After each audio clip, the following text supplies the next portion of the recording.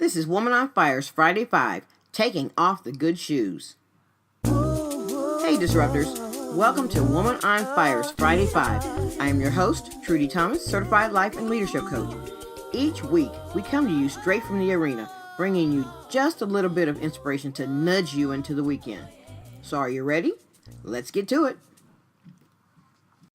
Hey Disruptors, we're coming up on the very last of August, and maybe you're like me, but as we wrap up these last golden days of summer, I find myself looking back thinking about all of the things that I've done this summer. Or rather, I find my mind running back and forth, panicking actually over the multitude of things that I haven't finished this summer. So there's the retaining wall around the peony bush, or rather, there's the retaining wall that should have been around my peony bush. There are all of the blog posts that I was to have written and all of the articles that I should have cataloged and submitted for consideration. And what about turning all of my paper files into electronic files in an effort to go green? I'm exhausted just thinking about all of this stuff. Don't get me wrong, these are things that were well within my ability to do and to complete. I have to admit that I've been afflicted with a common malady that probably strikes a majority of people. The ailment called procrastination, or in my case, my inability to finish a project because it isn't perfect. The plan, the conception of the plan, and the follow-through, the difference between the picture in my mind and my end result, well, let's just say it's not perfect, and because of this imperfection, the task sits undone. Still. Elizabeth Gilbert, author of the blockbuster Eat, Pray, Love, and one of my personal favorites, said that perfection and our need to be perfect is just fear in really good shoes. But it's still fear. Too often, my own fear masquerades as procrastination as my inner perfectionist in her quest to do everything perfectly. Sometimes things just don't get done. Our inner perfectionist causes us to feel stuck, especially when we consider making changes. Our quest for perfection causes any project, large or small, to end the opposite of what we desire, as we spend far too much time doing and redoing even the simplest tasks, trying to make things perfect. The wall that I envisioned doesn't look anything like the wall in the magazine. Trust me. The unwritten blog posts haven't gelled yet. They're just not as witty as I would like, or even worse, I find myself comparing my work to the work of others that I've read.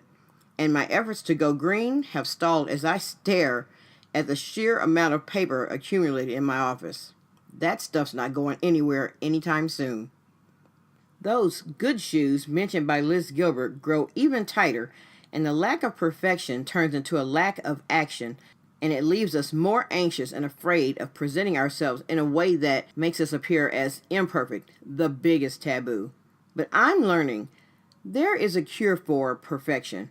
A treatment plan, if you will, that when applied liberally and daily can help to treat the ailment of perfectionism and procrastination. The treatment is 4 little words. No one is perfect. Allow these words to soothe you when your good shoes of perfectionism have grown tight. Better yet, take them off. Let them go. Let go of the need to be perfect. It's okay. Give yourself the gift of enjoying this last official weekend of summer, basking in the Labor Day sunshine with little thought of what could have been done or still needs to be done.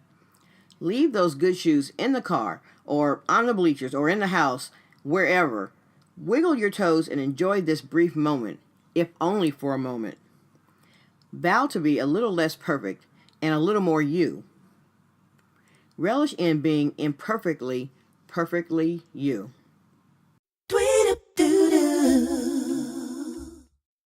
So that's it for this Friday. Go out and have a great holiday weekend and disrupt something.